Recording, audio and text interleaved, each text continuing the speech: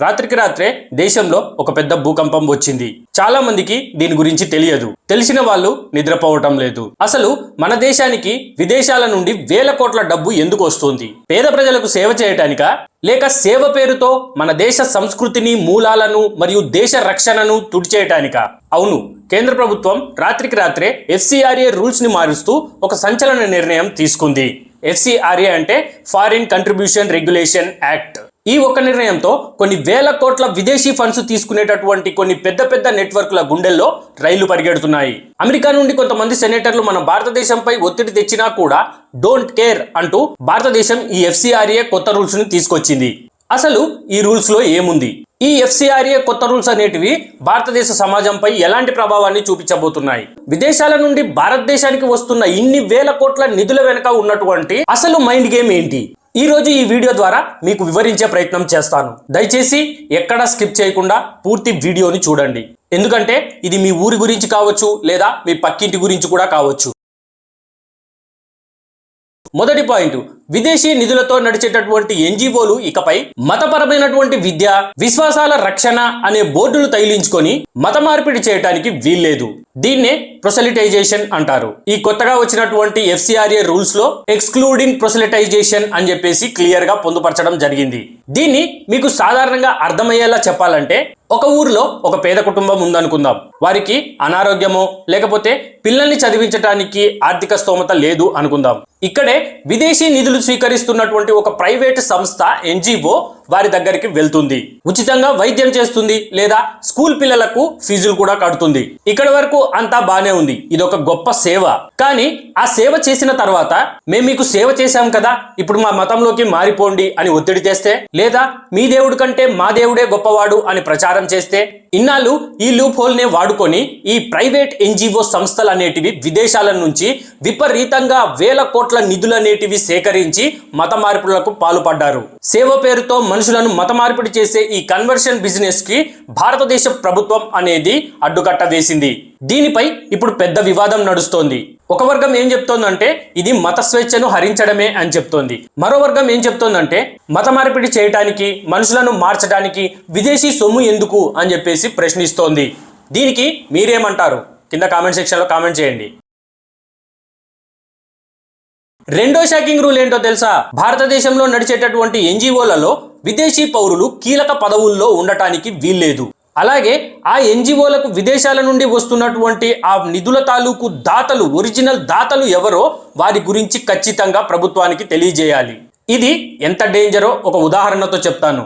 మీ ఊర్లో ఒక పెద్ద గొడవ జరగాలి, లేదా అక్కడ ఉన్నటువంటి ఫ్యాక్టరీకి వ్యతిరేకంగా ప్రజలు ధర్నా చేయాలి. దానికి ఫండింగ్ ఎక్కడి నుంచి వస్తుంది?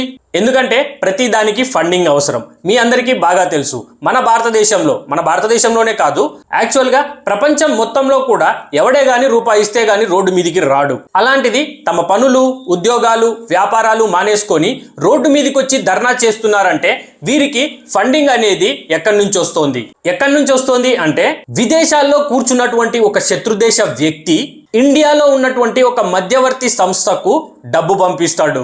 ఆ మధ్యవర్తి సంస్థ ఇక్కడ ఉన్నటువంటి ఒక NGOకి సేవ పేరుతోటి, గుర్తుపెట్టుకోండి, సేవ పేరుతోటి డబ్బును బదిలీ చేస్తుంది. ఆ NGO ఏం చేస్తుందంటే ప్రజలను రెచ్చగొట్టడానికి, దేశంలో అల్లర్లు సృష్టించడానికి ఈ డబ్బును వాడుతుంది. ఇన్నాళ్ళు అధికారులు మీకు ఈ డబ్బు ఎక్కడి నుంచి వచ్చింది అని చెప్పేసి ఈ NGOలను ప్రశ్నిస్తే, మాకు పలానా లండన్ లో ఉన్నటువంటి ఒక NGO సేవ పేరుతో మాకు పంపించింది, మేము ఇక్కడ సేవ చేస్తున్నామని చెప్పి తప్పించుకునేవారు. కానీ ఇకపై అలా తప్పించుకోవడం కుదరదు. ఎందుకంటే ఈ FCRAలో కొత్తగా తీసుకొచ్చినటువంటి రూల్ ప్రకారము అసలు ఆ లండన్ లో ఉన్నటువంటి వ్యక్తికి కానీ, లేదా ఆ లండన్ లో ఉన్నటువంటి NGOకి ఆ డబ్బులు ఎక్కడి నుంచి వచ్చాయి, ఆ అసలైన దాత ఎవరు అనే మూలాలను వెతకడం ప్రారంభించింది భారతదేశ ప్రభుత్వం.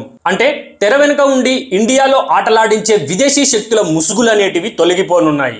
అసలు మన భారతదేశంలో ఉండేటటువంటి NGOలలో విదేశీయులు కీలక పదవుల్లో కూర్చొని నిర్ణయాలు తీసుకోవడం ఏంటి? వ్యాలిడ్ ప్రశ్నే కదా. మీ అభిప్రాయం ఏంటో కింద కామెంట్ సెక్షన్ లో కామెంట్ చేసి తెలపండి.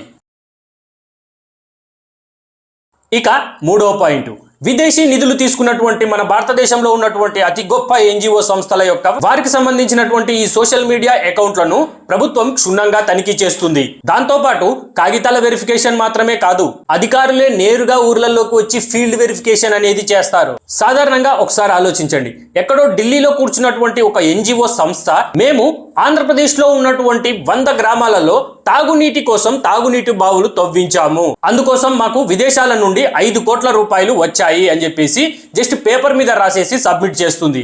ఇన్నాళ్ళు కేవలం ఆ కాగితాలు చూసేసి ఓకే అనేసేవాళ్ళు, కానీ ఇప్పుడు రూల్ మారింది. ఈ కొత్తగా తీసుకొచ్చినటువంటి FCRA రూల్స్ ప్రకారము ఆఫీసర్లు నేరుగా 100 గ్రామాలకు కార్లు వేసుకొని వస్తారు. వచ్చి ఇక్కడ బావి ఉందా లేదా అని చెప్పేసి కల్లారా చూస్తారు. ఒకవేళ అక్కడ బావి లేకపోతే ఇక అంతే సంగతులు. అంతేకాదు, మన భారతదేశంలో కూర్చున్నటువంటి ఏదైనా ఒక ఎన్జిఓ సంస్థ పలానా సేవ చేస్తాము అని చెప్పేసి విదేశాల నుండి కొన్ని వేల కోట్ల డబ్బు తీసుకొని ఆన్ గ్రౌండ్ లో పనులు చేయకుండా కేవలం సోషల్ మాధ్యమాలలో ప్రభుత్వానికి వ్యతిరేకంగా పోస్టులు పెట్టడం, ఒక మతానికి వ్యతిరేకంగా విద్వేషపూరితమైనటువంటి పోస్టులు పెడుతుంటే ప్రభుత్వం ఊరుకోదు. ఆ అకౌంట్ల హిస్టరీ మొత్తం తీసి లైసెన్స్ రద్దు చేస్తుంది. అంటే ఇన్నాళ్ళు సేవ అనే ముసుగులో సోషల్ మీడియాలో నేర్పినటువంటి ప్రచారాలకు బ్రేకులు పడ్డట్టే అని చెప్పుకోవాలి. చివరగా చాలా ఏళ్లుగా ఎలాంటి పనులు చేయకుండా కేవలం అకౌంట్లు మాత్రమే తెరిచి ఉంచిన గవర్నమెంట్ సంస్థల యొక్క లైసెన్సు ప్రభుత్వం పూర్తిగా రద్దు చేస్తుంది. దీని వెనుక ఉన్నటువంటి అసలు రహస్యం ఏంటో తెలుసా?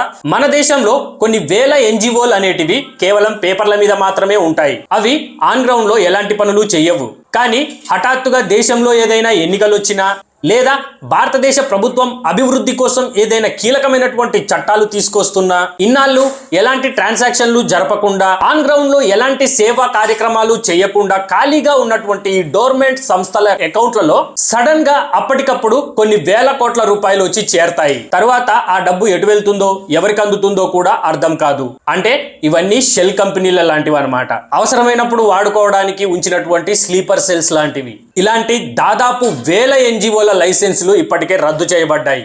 ఇప్పుడు భారతదేశ ప్రభుత్వం మిగిలిన వాటి పని కూడా పడుతుంది. సో మిత్రులారా, ఇవి కేంద్ర ప్రభుత్వం తీసుకొచ్చినటువంటి కొత్త FCRA నిబంధనలు. దీనిపై దేశంలో పెద్ద చర్చ నడుస్తోంది. ఒక పక్క నికార్స్ అనేటువంటి సేవా సంస్థలు ఏమంటున్నాయంటే, మేము నిజాయితీగా సేవ చేస్తున్నాం, ఇప్పుడు ఈ కఠినమైనటువంటి రూల్స్ వల్ల మాకు పేపర్ వర్క్ ఎక్కువైపోతోంది, దానివల్ల నిధులు రావడం ఆలస్యమై ప్రజలకు సేవ అందడం లేదు అని చెప్పేసి ఆవేదన చెందుతున్నారు. కానీ మరోపక్క దేశ భద్రతను కోరుకునే వారు ఏమంటున్నారంటే, సేవ పేరుతో జరుగుతున్నటువంటి ఈ మత మార్పిడులకి, దేశ వ్యతిరేక కుట్రలకి ఈ చట్టం అనేది ఒక పెద్ద సర్జరీ లాంటిది అని చెప్పేసి వారు సమర్థిస్తున్నారు. కానీ నిజమైన సేవకు నిధులు ఆపకూడదు. అలాగే సేవ పేరుతోటి దేశ సంస్కృతిని, శాంతిని దెబ్బతీసేటటువంటి అంతర్జాతీయ శక్తులను వదిలిపెట్టకూడదు. మరి ఈ FCRA కొత్త రూల్స్ పై మీ అభిప్రాయం ఏంటి? ప్రభుత్వం తీసుకొచ్చినటువంటి ఈ FCRA కరెక్టేనంటారా, లేక సేవా సంస్థల స్వేచ్ఛను హరించడమేనా? కింద కామెంట్ సెక్షన్ లో కామెంట్ చేసి మీ అభిప్రాయాలను ఖచ్చితంగా తెలియజేయండి. ఈ ఇన్ఫర్మేషన్ ప్రతి ఒక్కరికి తెలియాలి కాబట్టి ఈ వీడియోకి లైక్ చేసి షేర్ చేయండి. ఇలాంటి మరిన్ని ఆసక్తికరమైనటువంటి విశ్లేషణల వీడియోల కోసం మన థింక్ టాక్స్ బై యువ అనే ఛానల్ ని ఇప్పుడే సబ్స్క్రైబ్ చేసుకోండి. ఒక మంచి వీడియోతో మళ్ళీ కలుద్దాం.